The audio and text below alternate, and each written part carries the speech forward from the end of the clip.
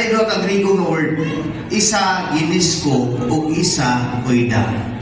Kanang word nga no, kanang ginisco means objective knowledge. Kabalo tani.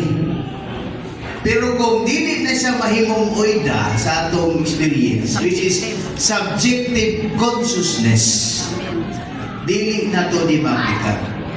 Mahimo ra ni siyang knowledge na to, pero sa atong application, walay na ito. Munang sa 10 great critical ones, usaray application aning tanan. Unsa man? Ang atong nasagol na espiritu. Amen. Munang balik-balik ko na ito mga igsoon, samtang naglingkod na diya, namulong medyani, biyalan mis Ginoo, kitang tanan, muliso sa atong nasagol na espiritu. Amen. Nigani, di ko si Paul sa Galatians 2:20, I am crucified with Christ. Amen. Ningon ang atong igsoon, it is accomplished fact. Nalansang na tinuod na. Right? Sadyang ituo tao, ginawa sa atong Ginoo, nalansang na taniya.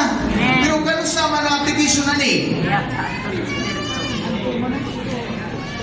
Ningon ang Galatia 5:24, katong iya ni Kristo naglansang kapasabot, gi-aplikar ang nilansang ang kinabuhi. Wala mga igsoon, ang atong pagdasigan nga adlaw-adlaw bakat unta mubansay nga magkinabuhi sa atong nasagol nga espiritu. Amen. Balik kanita natin, ang standard naman yun, ano mga igsoon, ang standard naman yun, isgutan naman yun, Jojo, ang standard nga mahimutang bagkong Jerusalem, mahimutang is, dili lang siyod, mahimutang is, di ba? Naay ganina, yun ay throne, kinahanglan sa atong mga desisyon, bisan sa morning revival, kinahanglan mo ta, dili ta mag-lord it over, dili ta mag-usawan, Brad, kani may buhatan, Magari-ari. walay inana unta sa iglesiyahanon nga kinabuhi. Mara ka nang ingon nang mga igsoon na siya mo'y leader, delikado na. Ano si Brad Bono, mo na leader? Oh, usurping na sa pagkaulo sa atong Ginoo. Amen. So wala, gudong ta.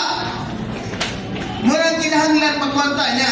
Kung tanaw na rin mo sa morning revival, no, kung inana itong pagkinabuhi, hindi kita mahimo mga madaogong inunahang bunga. Sa mutan yun, kung mo istorya mag yung tao, sakit o reviling words sa mga balaan.